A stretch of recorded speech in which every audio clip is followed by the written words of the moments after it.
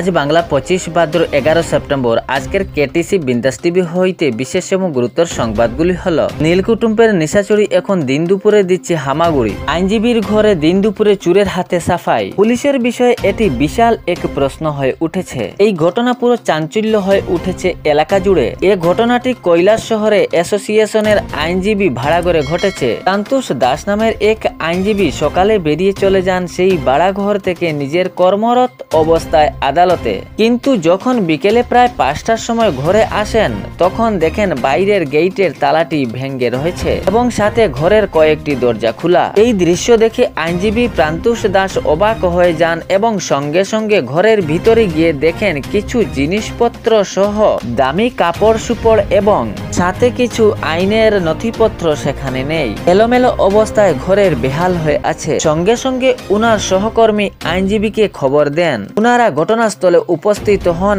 এবং সঙ্গে সঙ্গে কৈলাস শহরের থানায় এই ঘটনাটি বিবরণ দেওয়া হয়। এর মধ্যে চুরের হামাগুড়ি দল আরো অনেক কিছু ঘটনা করেছেন সেখানে। সে থাকা ভাড়া ঘরের মালিকের ও দরজা খোলা এবং সেখানে কিছু জিনিসপত্র সহ অনেক গহনা এবং নগদ টাকা সেখান থেকে চুরের দল নিয়ে পালিয়ে গেছে। এই ঘটনাটির তদন্ত এখন জারি চলছে। বন্যায় ক্ষতিগ্রস্তরা পাবেন আর্থিক অনুদান। সেপ্টেম্বর মাসের মধ্যে বন্যায় ক্ষতি হওয়া লোকজন পাবেন আর্থিক অনুদান, একথা ঘোষণা করলেন মন্ত্রী অতুল বরা কাল করিমগঞ্জে উপস্থিত হয়। হাইলাকান্দি জেলাতেও প্রকল্পের কথা জানালেন মন্ত্রী অতুল বরা। প্রাপ্য লোকজনের এই সবকিছু অনুদান দেওয়া হবে বলে তিনি জানান। ত্রিপুরার সোনামুড়া, কমলচোড়া, ছাতিয়ান টিলা উচ্চ বিদ্যালয়ের ছাত্রছাত্রীদের মাধ্যমিক টেস্ট পরীক্ষা পাশ করানোর ঘুষ নেওয়ার দাবি উঠল সেই স্কুলের এক শিক্ষকের উপর। শিক্ষক আব্দুল মমিন ওরফে মানিক শিক্ষকের নামে কলঙ্ক। স্থানীয় লোকজন সহ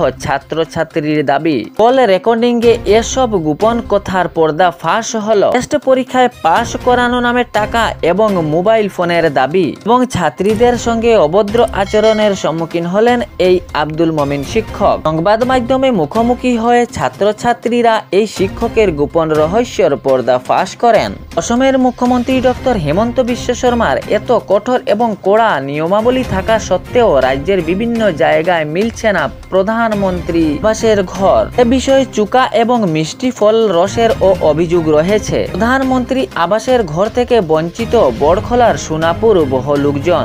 এই মুখ মিষ্টি দিতে না পারায় সেখানে অনেক লোকজন এই অনুদান থেকে বঞ্চিত রয়েছেন। সেখানের স্থানীয় লোকের দাবি, আমাদের আর্থিক পরিস্থিতি টাকা দেওয়ার মতো নেই। সরকার ফ্রিতে এই আবাস দিয়েছে, আমরা টাকা দিতে পারবো না, আমাদের এত টাকা নেই। বারবার দাবি জানান সেখানের এই প্রধানমন্ত্রী আবাসের ঘর না পাওয়া লোকজন। তাহলে এরকম নিত্য নতুন খবর পাওয়ার জন্য ফেসবুক পেজটি ফলো করে ভিডিওটি লাইক করবেন এবং ভিডিওটি শেয়ার করতে ভুলবেন না, যাতে সঠিক সংবাদগুলো অন্যজনের কাছে পৌঁছায়। এবং ইউটিউবে দেখলে ভিডিওটি লাইক করে চ্যানেলটি সাবস্ক্রাইব করে রাখবেন। খবরটি শেষ পর্যন্ত শোনার জন্য সবাইকে ধন্যবাদ।